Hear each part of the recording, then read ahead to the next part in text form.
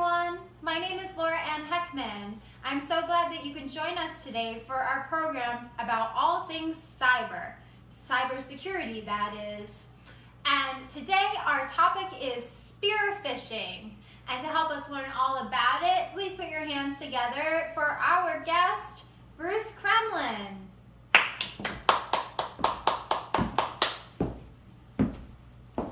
Hi Bruce, take a seat. Hi Laura, how are you today? Good. How are you doing? I'm doing just fine. I set my computer up so I'd have some notes in case you asked me questions that I didn't know. I'm not that smart. Okay. So tell us a little bit about yourself and your background in cybersecurity. Well, I'm a professor at Columbia University in New York. I teach cybersecurity, and actually that's not true. But I teach cybersecurity, and I love it. How long have you been teaching? It's almost 2 weeks now. 2 weeks? Well, actually, I spent 13 years with the CIA. Oh, okay. I teach cybersecurity there to prevent our recipes from being stolen. Oh, CIA, under the misconception, that's Culinary Institute of America. Oh, I see. We have a jokester on our hands. All I'm serious about that. I bet you are. So let's cut to the chase. What is spear phishing and why should we care about it? Well, spear phishing is basically where a hacker or a cyber criminal tries to get onto your computer without you knowing it, or into your computer without you knowing it, by either sending you an email, a text, or making a phone call, or trying to get you to phone them.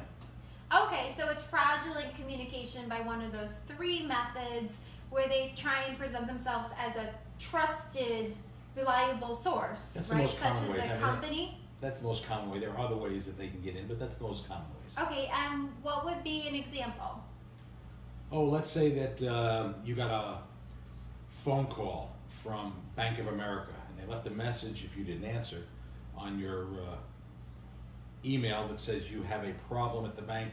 They think you might have, your account might be in jeopardy, or there might be some suspicious activity. Or you might get an email to that effect, or a text to that effect, saying that you might be compromised.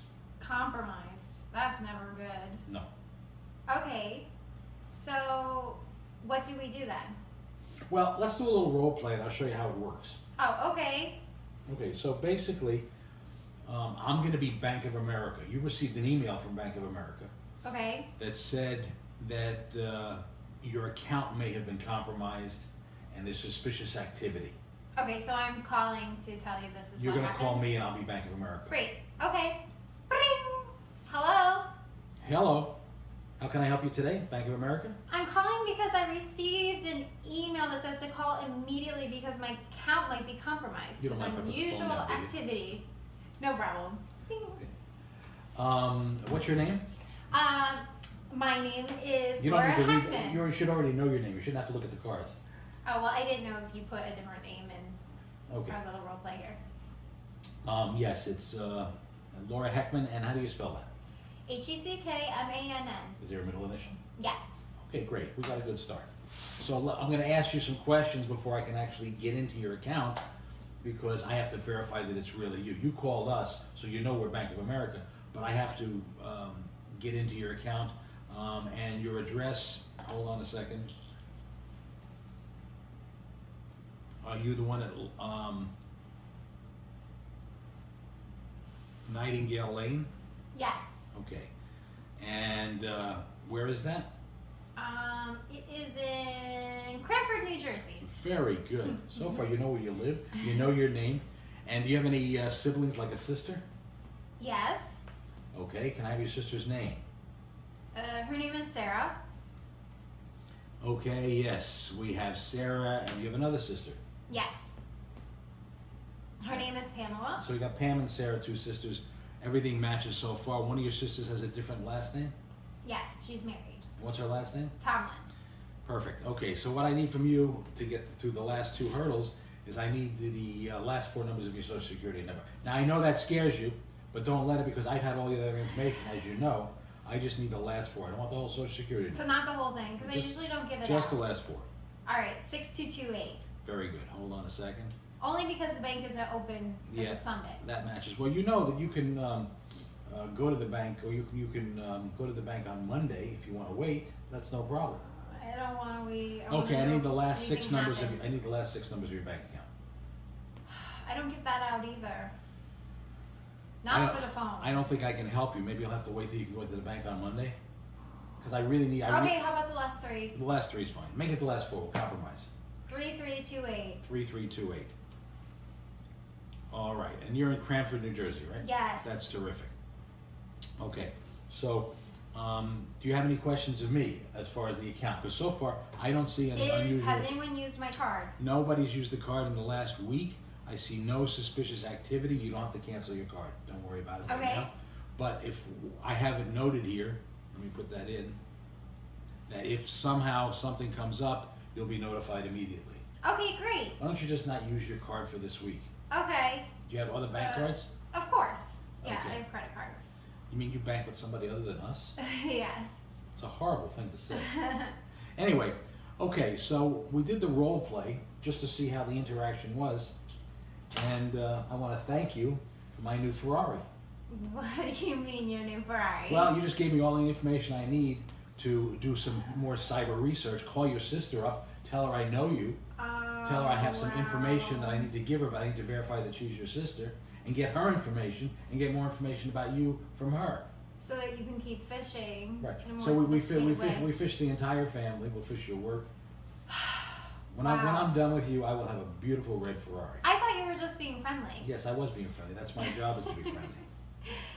Well, I know that it's important to secure your computer. We talked about that last time with antivirus so that you don't get malware and spyware, and I can keep control of my computer and no one else is in it. I also know that we talked about a firewall, which is like a traffic cop that directs the traffic for the computer and who monitors it and who has access to the authorized areas. And I have that up and running. But what scares me even more is if I hadn't called and I clicked on the link on the email and put in my password and my verification, you as the hacker would have had direct access to my account, correct? You would only have done that if you were blonde. Because Well- that's the worst thing you could do, is click on any link. Clicking is terrible. When you look on the computer and you see a place to click, verify who it is who sent you that. Right. So, what can we do about this? Well, first thing you do is you look in the upper box where it says sender, Mm-hmm. and you open that box up. Because a lot of times it'll just be your sister's name, let's say Sarah, but it's actually Sister Sarah at pizza.com. So if you don't look at the whole thing, they might have a whole email address, but with a .pizza at the end. So you got to look at the whole thing to make sure there's nothing awry in there. Then the other thing you got to look for is what? I told you before. You told me not to click on sites that could be malicious or suspicious or unknown sources where I'm not sure where the email came from, like a random email, because in just one click, I can wipe out my computer, I can have my firewall taken down, and I can give a hacker complete access to my And files. don't forget about vocabulary. What do you mean? Well, a lot of times you receive an email where the verbs and the nouns are transposed or they're in the wrong part of a sentence. It's not American English, it's, let's say, Nigerian English or French English, or really far away places like the Bronx. I actually experienced that myself recently. I got an email from Yahoo, and it actually turned out to be a Nigerian scam, and I caught it because the apostrophes weren't in the right place. But back to our example you gave about the spear phishing from the bank. So my better option would have been to go to the bank or to use the number directly on the card. Even when they're not open, what can I do? Open 24/7 for security. Really? Yes. Huh. I wouldn't have told you that when I was fishing, but they're open 24/7. Oh, that's very interesting. That is really good for us to know. And in terms of protection, we've talked about protection for home.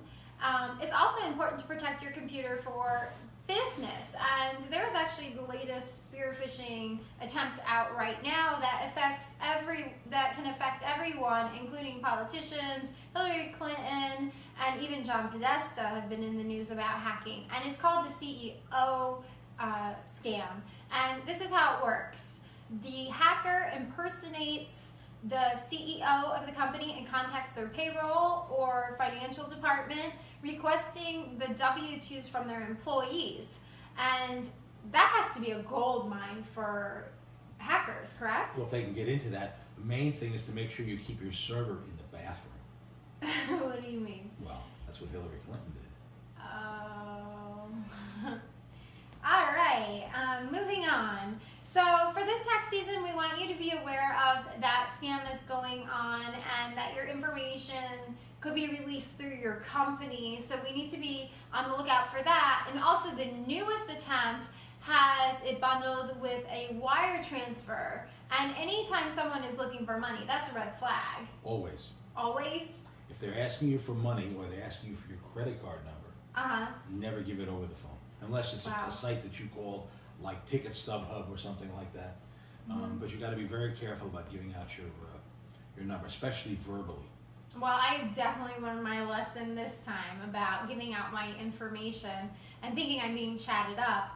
At the same time, if this does happen to you, and it gets worse because it will look like the email is coming from one of your co-workers because they have all the people you work with now and their information, you can take some action. You should contact the IRS. If it's a tax scam, yes. Yes? Okay, so we contact the IRS, and we're going to put that on our site, but it's phishing, phishing, at irs.gov.